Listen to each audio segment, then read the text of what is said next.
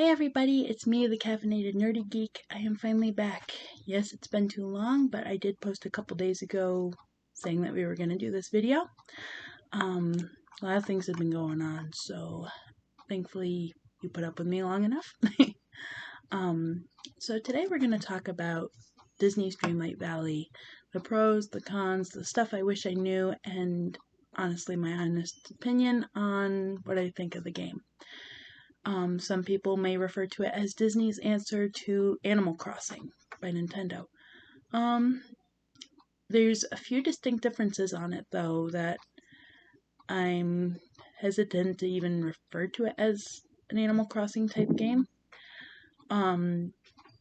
It does have some similarities, like you do get tools, you do have to achieve missions to unlock certain things.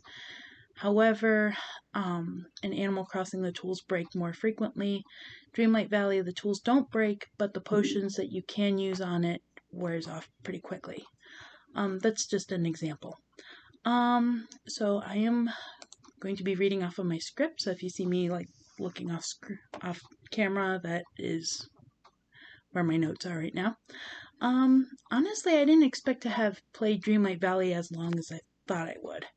I thought it was going to be like, okay, the first couple weeks are pretty fun, and then after that it just got dull.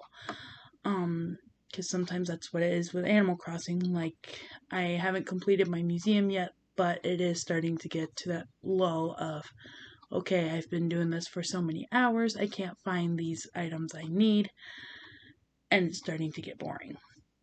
As another example, Dreamlight Valley, there's chores that you do to achieve certain things, and they can get boring if you've played it enough times, but at the same time there are possibilities you can do to like, again, like in Animal Crossing, you can design your island how you want to.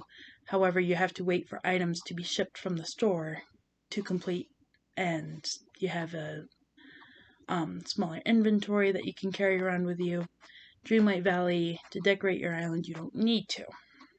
So already that is one pro that I enjoy, is not having to lug around so many items and then have to go back to my main storage unit, get some more items, come back.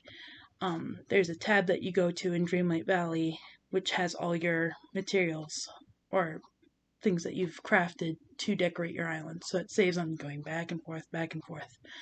So that's one perk of it being better than Animal Crossing, I find. But some people might enjoy the back and forth thing. I don't personally, but some people do like the the comfort of they can do it on their own time, they can stop if they want, and that's fine too. Like, I can stop when I want to on Dreamlight Valley or Animal Crossing. It just got very annoying having to constantly go back, sell items, come back, buy items, wait for it to ship the next day, on and so forth. I don't time travel on the Switch for both games because that will clearly mess up my builds or my designs. Dreamlight Valley even more so, because that will mess up your whole system, like your whole gameplay and whatnot, especially with these holiday events things that have been going on for Halloween and the winter holidays, Christmas, New Year's, stuff like that. However, I have heard that some people do it and they're fine. I already had issues with my Dreamlight Valley on the Switch where it would glitch out, so I didn't want to keep pressing that lock. And here's my first cons, actually. Long way to get there, huh? So these are some of my list on the cons of Dreamlight Valley. Glitches are often a very common occurrence, such as characters getting stuck, stories get glitched, and there's hardly a way to access it. Keep in mind, I have Dreamlight Valley on both the PlayStation 5 and the Nintendo Switch. I've had more glitches with the Nintendo Switch more than the PlayStation. I don't know why. I still get characters glitched in both, but even more so on the Switch. I think mainly with a Switch, it was before they were able to tweak it properly. So it's not quite as glitchy looking, or it has a different look to it than this PlayStation. The PlayStation looks more complete, like they've actually taken the time to design it. The Nintendo Switch, it's like there are a lot of flowy outfits, but when the character is running and stuff, it doesn't look as complete. Like their limbs glitch through or their body glitches through. Meanwhile, on the PlayStation, it doesn't go through as much. There's no, like, yes, with the first few months of it being out, there were some glitches. Like skirts were very difficult to not really focus on because your leg or your back would glitch through. And now with the recent updates, it hasn't happened as much. So I'm hoping Nintendo can fix that on their Switch. And it seems to run slower on the Switch for me. I don't know why. I don't play the Switch a ton. I used to a few months ago, where we had Pokemon Violet, we had Animal Crossing, Dreamlight Valley, stuff like that. So we had a lot going on. So I just chalked it up to that as having like so many games on the system. Maybe that's why it slowed down. But it would lag noticeably. Like you would run and then you'd accidentally overshoot where you were going. On the PlayStation, not so much. But back to my regular point, this is why I have my script. The characters, Dreamlight Valley has a ability that you can have characters following you around and giving you bonus items as you're mining or gardening or what have you. I noticed it happening more so with the mining, more than the gardening. The mining characters, or the characters that get boosts or give you boosts when you're mining, like they'll drop more items for you, such as jewels, crafting materials, and stuff like that, and friendship points. I've had a lot of them glitch. Like they'll get stuck at the point where they have to go, basically wherever you mine or wherever you pick up items, and they come running up and they'll stop right where you were. They'll bend down, pick up a rock or whatever, or whichever material, and they'll kind of toss it behind them. I've had them go up to the rock and then just start glitching. Like they'll do kind of a breakdance thing, like they'll just almost hit the ground multiple times. Kind of the basically the meme of everybody do the flop. Yes, I just dated myself there. So, and for a while I wasn't actually able to get them out of that, even if I went to other locations and mined. They would just suddenly teleport and drop a ton of items, and some of those items were difficult to get behind the different decorations on each land, and that was kind of a pain of like, okay, gotta go in, gotta move this object so I can get this item, move it back because I really want it there to complete the aesthetic. Yeah, it was a pain. Also, when they pick up said items and throw them, sometimes they'll drop the item into the bordering wall or the edge of the lands. I have lost coins this way. I've lost materials this way. And sometimes when I'm playing on the PlayStation, you can actually see the objects that I can't move in order to get the material. Like you can see the material still sitting there. So on the plus side, the drops don't despawn. Like in Minecraft, things despawn after a period of time. So that's nice that it doesn't despawn, but at the same time, it's very infuriating when you see it there and you can't get it and you have a mission to complete where you need said item. Like I said, this has happened on the Switch more than the PlayStation. On the PlayStation, you can see like one or two items that I wasn't able to get. Excuse me. And So the 1 or 2 items don't bother me as much, but for people who have OCD or ADD or whatever, just where their focus sometimes gets switched, it can be kind of annoying when they're trying to design the island or the land that they want, and there's one thing that throws off the aesthetic, you know. Excuse me, I'm just getting over a cold. But yeah, I mean, as long as you can find ways to creatively hide these items, then that's fine. But there are some points where you can't put a decoration or something in front of where this is. Like, for instance, I have a small blue tub of mushrooms in plain sight under a bush. I cannot move said bush. I cannot move the wall behind the bush. And it's just very irritating because it's throwing off my groove, as a Disney fan would say. I've tried putting trellises or small walls around it, but the lining of where you can put certain items, it's basically like Animal Crossing, sometimes a 2 square by 1 square item. Like they'll show up with a grid, and the parts that are red say, okay, this is where you can't place the item. You can move it 1 forward, and it'll fit. But even when I did that, you can clearly see the mushrooms. So I'm still trying to find out what items I could put there to hide that, so it's not as obvious. Hey, there's some mushrooms you dropped there. You know, because it messes with me, it messes with people who come over and see my build, and they're like, you do realize you left some mushrooms there, right? And it gets annoying. Also, things that are difficult, like that get caught where you can't get them, the characters. I've had Ursula or other characters I've needed to talk to. Yeah, Ursula and Ariel are the 2 notable ones. They'd be out into the sea, and I've seen tricks where people use their camera to sort of draw the characters close enough so they can have a conversation.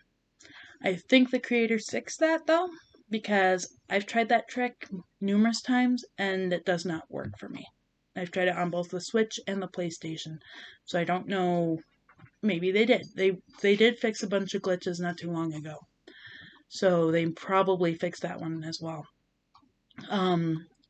It just gets very annoying when the characters are out so far, and like me, who plays this game either before work or after work, so short times that I can play it, and I'm trying to complete a mission. I go to the beach or wherever they are, and I see them out offshore, and I need to talk to them to complete a mission, and they don't come until about an hour later when I can finally get to them. It's just very annoying. And they don't just stay at one point for a long time. It's like they would be offshore and then they go far left or far right, depending where they are. And so I'd be pacing the beach waiting for them. And then after I leave, then they finally come inland when they're up at the ponds or the lakes or whatever. So it's very annoying. So I can't say at this set time they're going to be here on shore and call into work until I can get them finally and then go in. Life does not revolve around video games, unfortunately. So anyway, that was my glitch concerns. Some people really like some of the glitches. There was one where a certain outfit was a different color before the creators came in and changed it back. I really like that color. A bunch of other people did too. It went from being like orange, tan, like a very Hawaiian, Polynesian style outfit. So it had lots of pretty colors anyway. And then it went to a bright sea blue, like a blue-green. It was very pretty. But they changed it back so it was fixed. But I saw a bunch of people get like, hey, can we still get that dress as an outfit or as a purchasable item, which is great. Like, I do like a bunch of the outfits they came up and the colored varieties. The one problem I have with that, or, well, we'll get to it later. Okay, so back to the cons. Mission lines could be a pain. Each character has a series of missions to gain friendship levels, which is all well and good, until you get so attuned to how the missions go. For instance, gathering materials, crafting the item, then going back to the character that the item is for, and then talking to them. You get so attuned to that repeated loop of, okay, I gotta gather all this, I craft the item, I talk to the character, gather materials, craft the item, talk to the character. And that's repeated throughout until you get to one character. Maybe multiple, but I just remember this one character off the top of my head, and it was so annoying because this person had 100, I think it was 100 clay, maybe 200 clay, about 100 iron or iron ore, and there was 100, I think it was hardwood. The hardwood I had no problem with because I hoard the thing. Like, I just basically stock up on as much items as I can. I have a whole storage container thing in the game of nothing but sticks. All the kinds of sticks. The next one is all kinds of fish.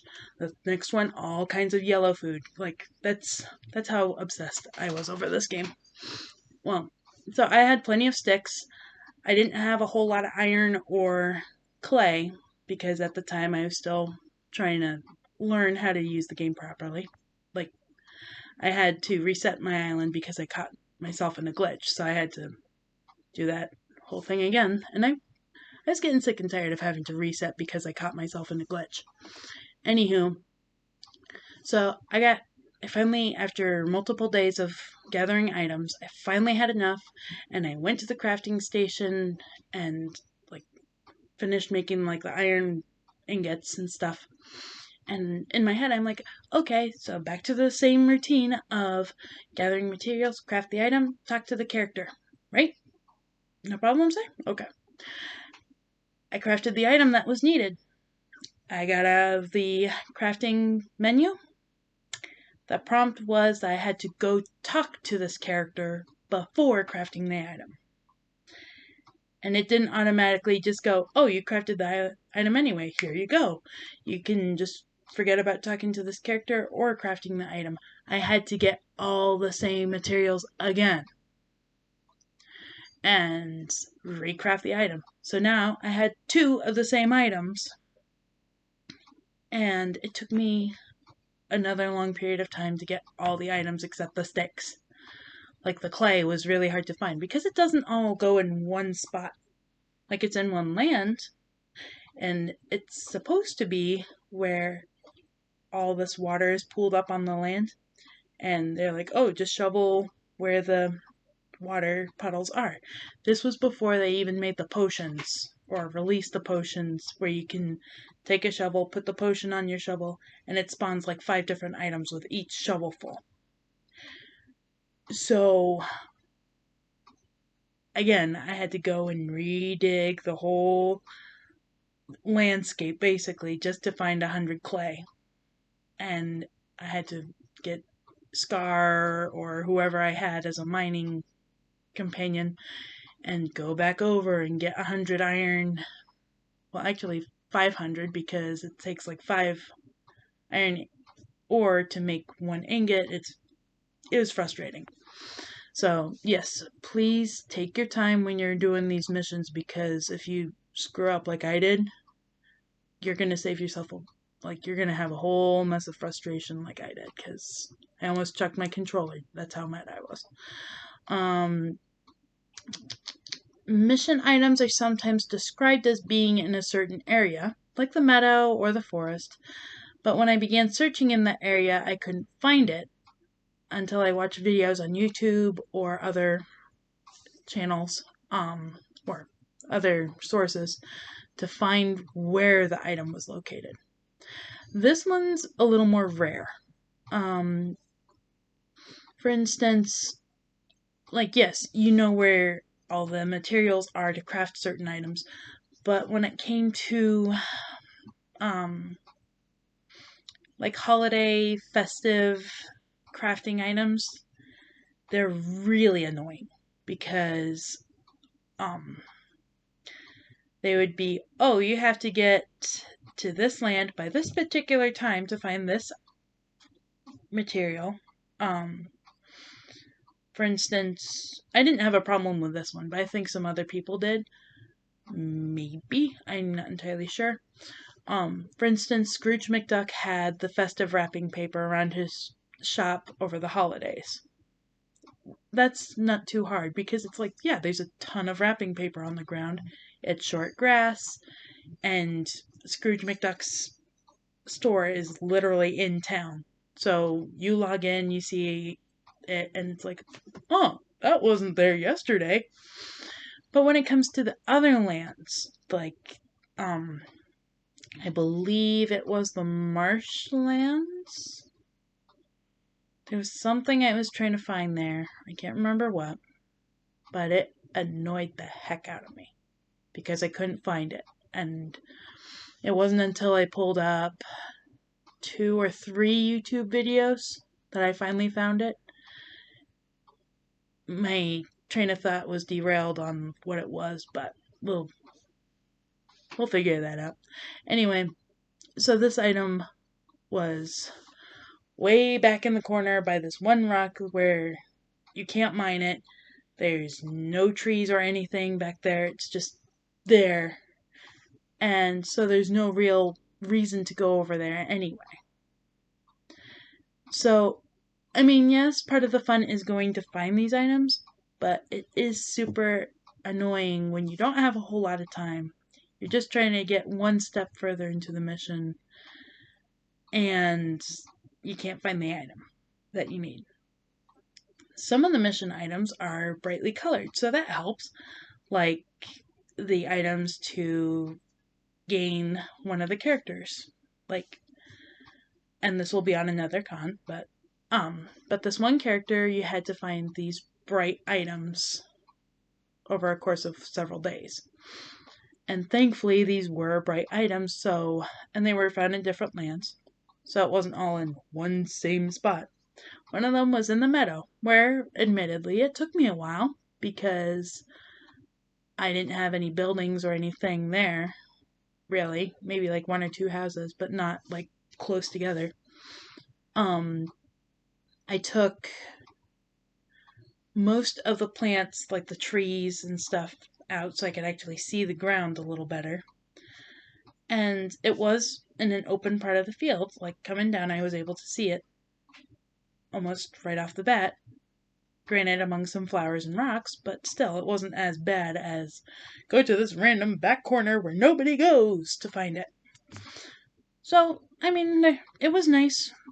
I mean, I feel kind of like a moron afterwards that it takes me so long to find them, but there's some that's like a black nightmare shard glass thing, diamond, whatever, on the ground in the dark corner where nobody goes.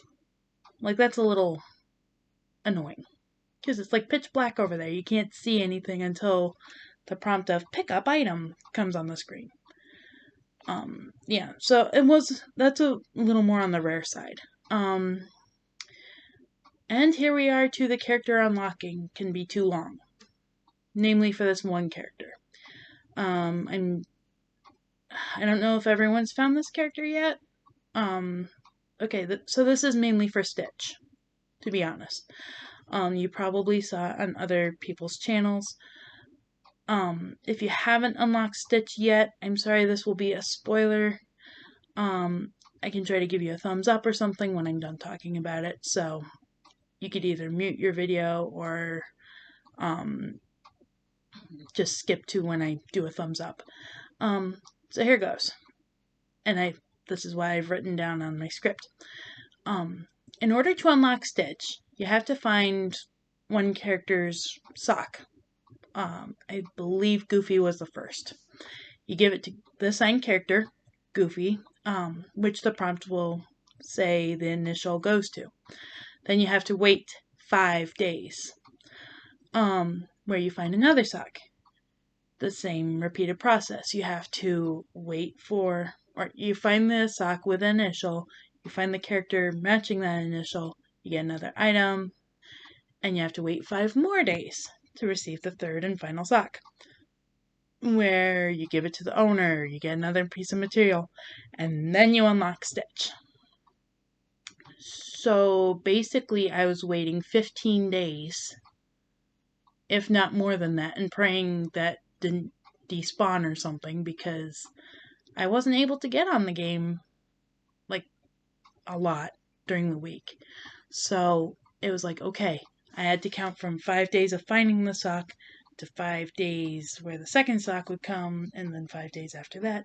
So 15 days for one character. That just seemed a little too long. I mean, 5 days for like 2 items, yeah, I can do that. But 15, I'm glad it wasn't 20 or 30, but 15 was still a bit much.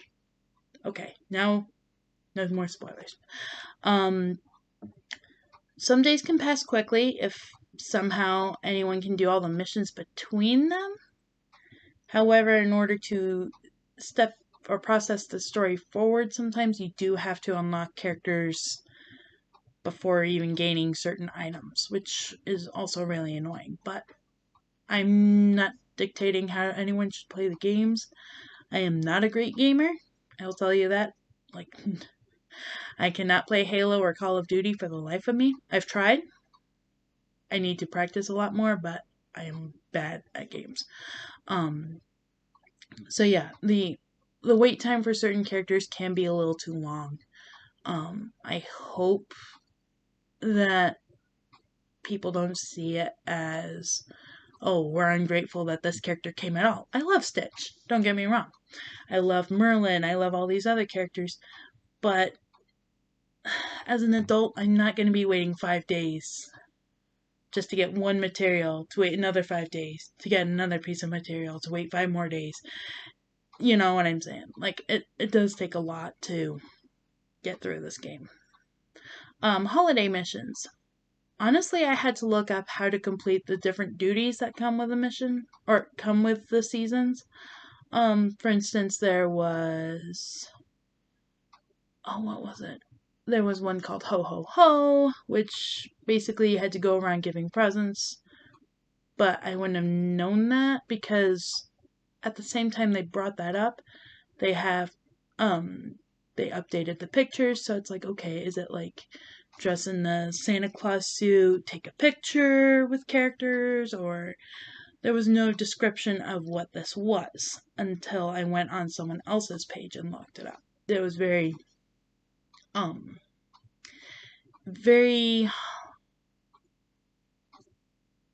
devoid of any description or any indication on what I was supposed to do. The making cookies one, that was easy to piece together. But like decorating for the holidays and making cookies, those were easy. But there were some that it was like, okay, what am I supposed to do? Like, even the Halloween one, it was the same way. It was like, okay, trick or treat. Is that go around tricking all these characters? Or is it going around and giving candy to these characters? Like, there was no description. It was basically you go around to the different characters and talk to them or go to their houses or something like that. And I didn't go to every single house, but I still got that achievement. So it was just very weird. But yeah, I do like those missions, the holiday missions or the, festive ones. Because you get a lot of cool stuff too. Yes. My next big cons. Characters can be downright annoying. Such as that one character that you needed to get so much material for, and yeah, it was like out of the blue. This character was like, "Oh, I need you to get like 200 of this one item to and this thing to craft me this." And it's like this whole time they were asking for like 20 or something of material. That's reasonable.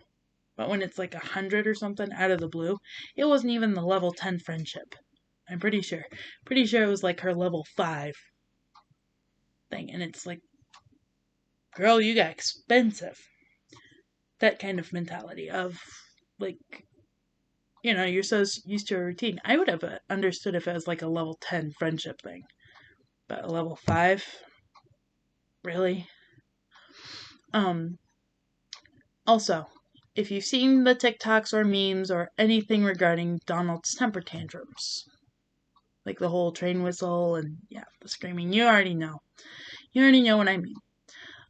The same sounds play repeatedly in a matter of minutes sometimes. Like he'll be tripping all over and his temper tantrums will keep going constantly. People have heard him across the map.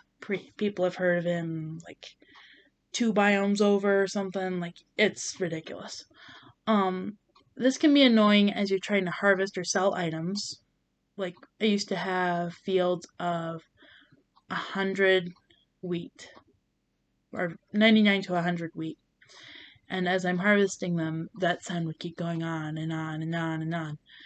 And it was just annoying that he seemed to be following me around and doing it. So almost 2 hours worth of him constantly like tripping and getting run over and his whole temper tantrums over and over.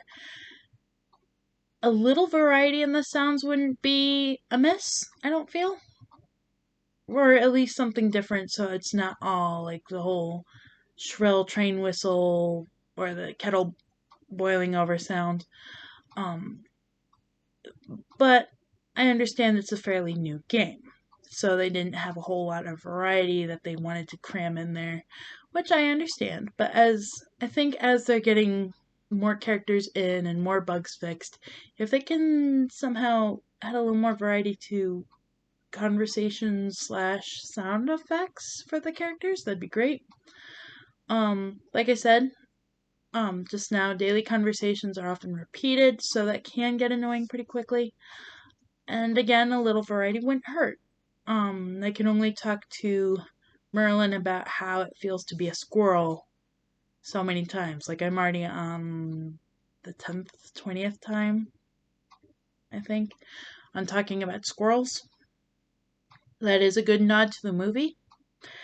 However, the same 4 or 5 conversations being repeated can be a little boring. There are a lot of pros, surprisingly. My first one is it's nice seeing characters I'm fond of. Like as soon as I logged into the game, I got excited because Merlin is one of my favorites. I'm a 90s child, so I knew Merlin from Sword in the Stone when I was younger. We watched that to no end. I haven't memorized the whole movie, but Merlin was one of my comfort characters growing up. My inner child got really excited at being able to wander around with him as like a sidekick character and um just having the comfort of that character cheering you on and being positive and stuff. It it was almost as good as seeing Steve from Blue's Clues coming back again. I don't know, it just felt so nice being able to reconnect with something I grew up with as a child. And I was like, I want to go on adventures with Merlin. And then as an adult, you lose that innocence of being a child. You're so focused on being a responsible adult and meeting everyone's expectations at the workplace or in everyday life. And it's nice to come home and be a kid again.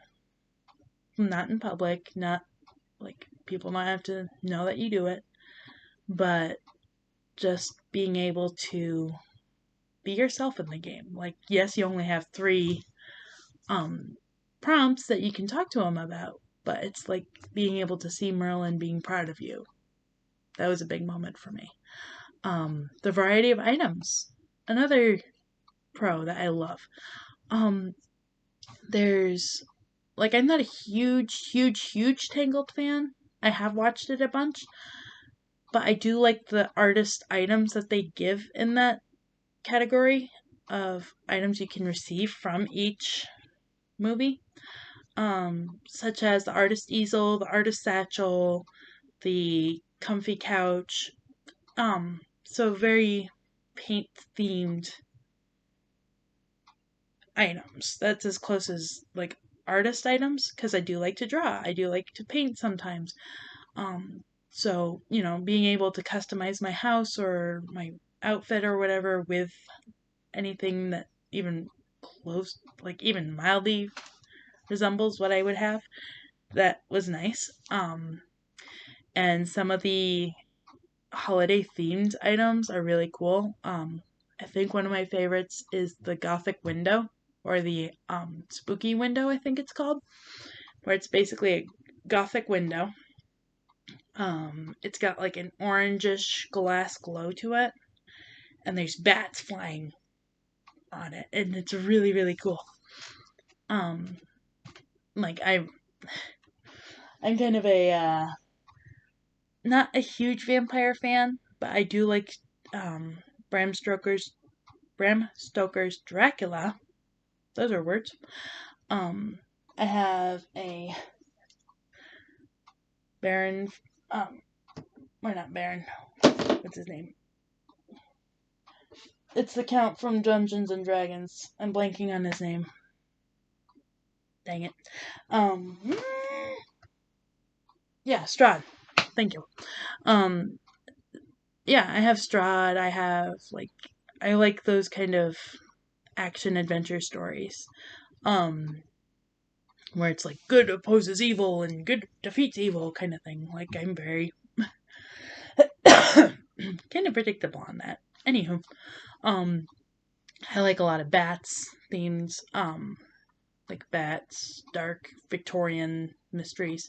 So those windows were really cool.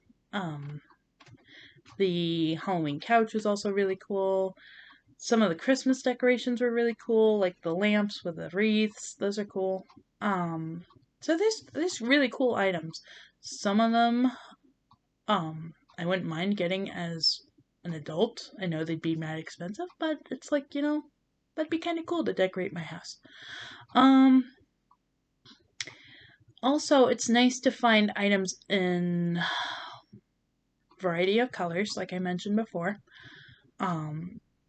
Like getting certain shirts in different colors, or certain skirts or pants or boots or whatever. I have a couple items that are different colors. Like, I believe it's Anna's boots. I found in 2 different colors so far. And I like both of them. One is gold color, one is silver color. So, the differences are minor, but they're still kind of cool. Also being able to mix and match outfits instead of having to, like on Animal Crossing, have, like with dresses, it was only like one thing. Or, I guess with skirts, it was 2 things. But from what I remember, it was like if you wanted to have a certain themed item or outfit, you couldn't have it in a variety. Well, I guess you could if you went and looked hard enough. But anyway, I'm a lazy bum when it came to Animal Crossing. So, but they didn't have a whole lot of color variety. I mean, even with Cyrus and stuff, you had a little bit of variety, but not as much as you could.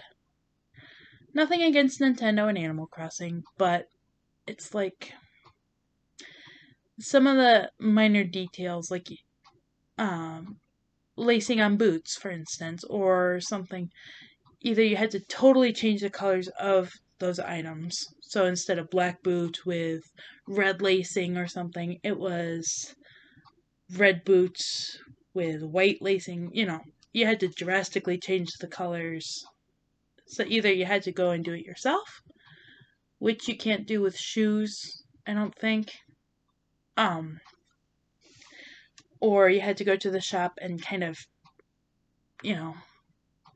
like For a while, I was using a Legend of Zelda type character. I tried to make mine resemble Link as close as possible. I downloaded a coat that looked like Link's tunic with a whole bracers and everything. And even with the boots, like I couldn't find any boots patterns. That's why I don't think you can make boots yet. And going to the Able Sisters shop, the closest I could find were just brown boots. Granted, they kind of worked. I think they're like brown pirate boots or brown adventure boots.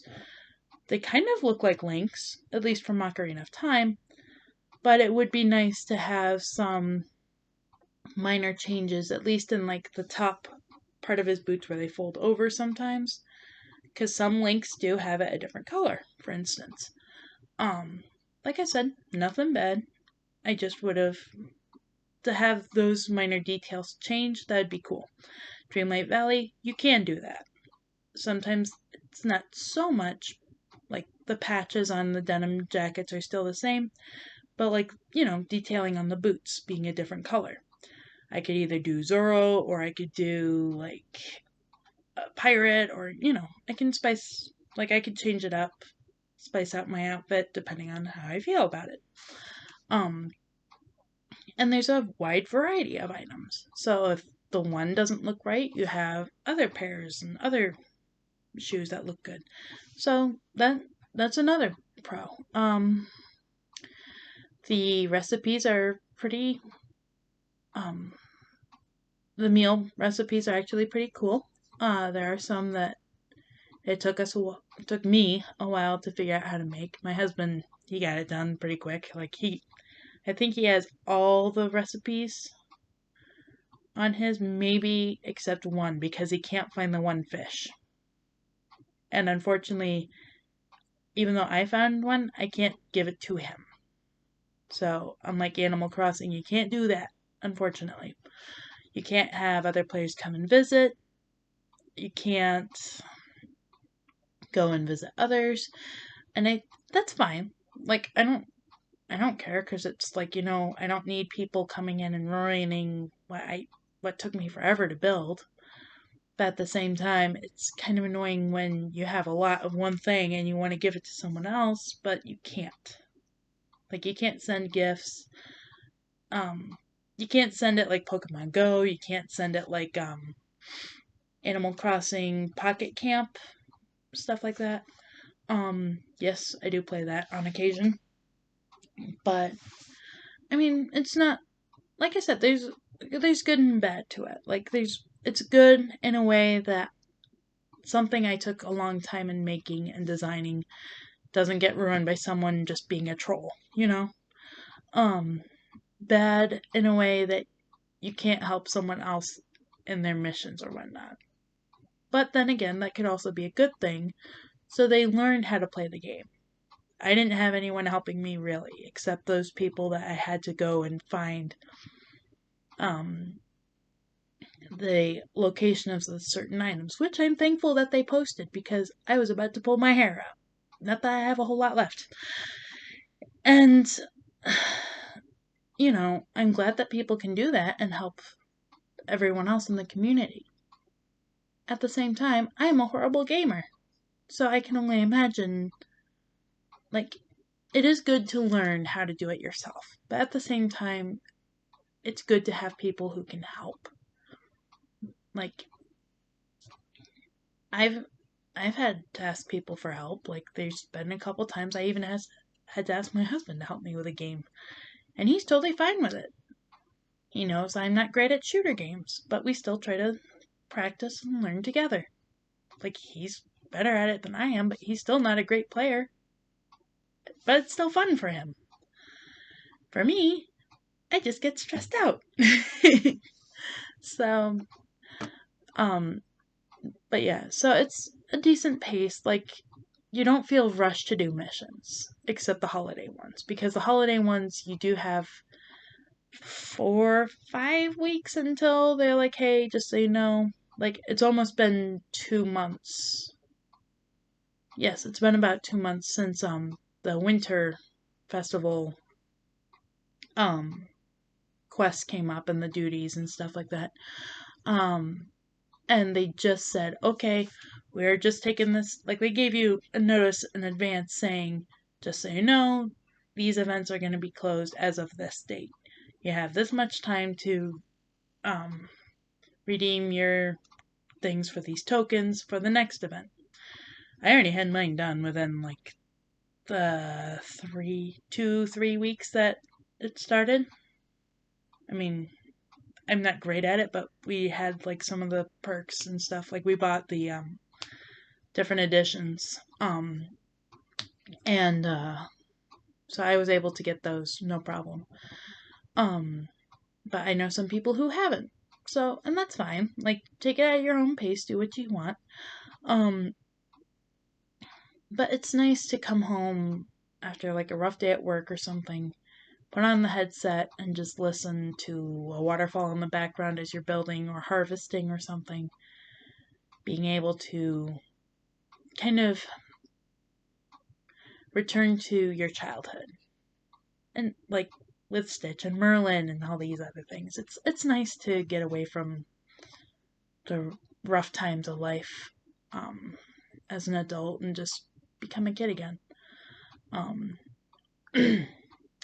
my thoughts on the game, like my honest opinions, it is a good game. I don't